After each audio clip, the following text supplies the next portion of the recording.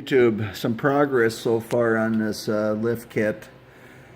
I running into a lot of rust, and that's just not uncommon for these type of vehicles, especially up in the north here. End up getting rusted up pretty bad.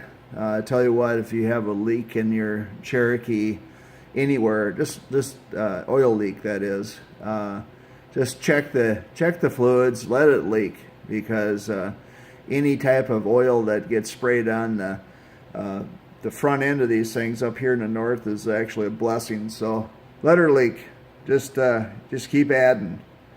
Well, probably not, but I'm getting to the point. But anyway, replacing the brake lines. I think I am going to pull my brake lines off and replace them now with the longer ones before I drop this down, let the shocks go and take the control arms off.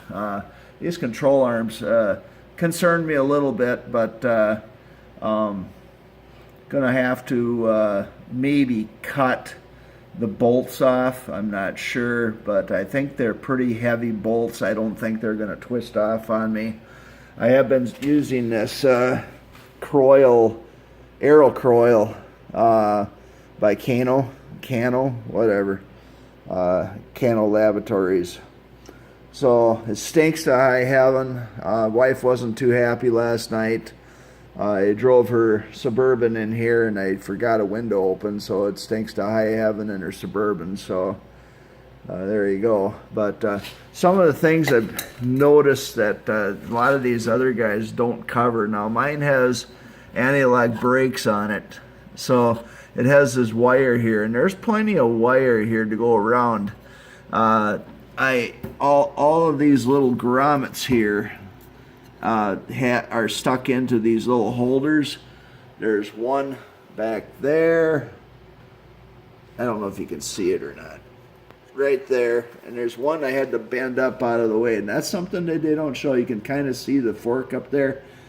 Yeah, let me see here. Yeah, right there. As long as this other wire doesn't keep getting in the way. There it is. I bent it up because I needed to get the spring retrainer off.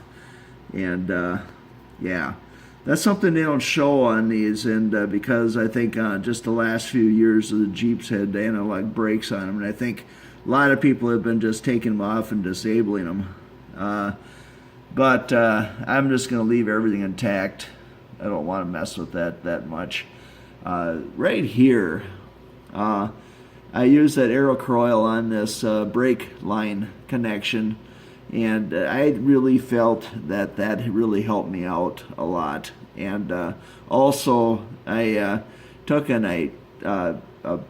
just a regular carpenter's hammer or a ball peen hammer, doesn't matter, and I wrapped on that quite a few times. That is a solid, I don't think it's brass, but steel fitting there.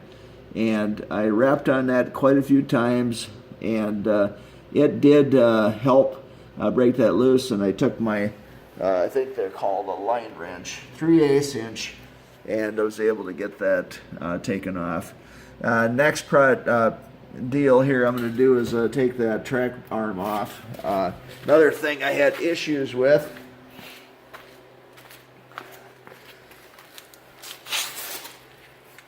was that bolt right in the track arm twisted off. So that is right there, and you can see how nice and rusty everything is.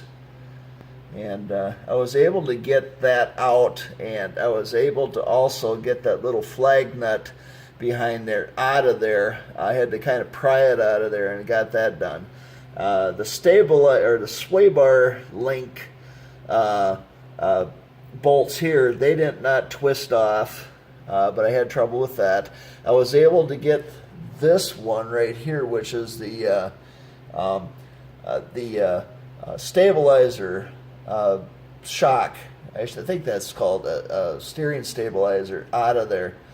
And that came out really with not too much trouble. Everything's been kind of a fight, but the next thing is I have to do is I think I'm going to support with some jack stands, and then take the shocks down, get them out of the way, and then after that, I'm going to, while it's still on the jack stands, and I think I'm going to leave that on there. I'm going to replace those control arms.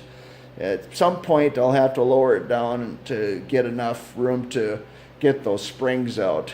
But first off, I'm going to replace the brake lines. I think that's probably the wisest thing to do. So thanks for watching. Have a great day. Bye.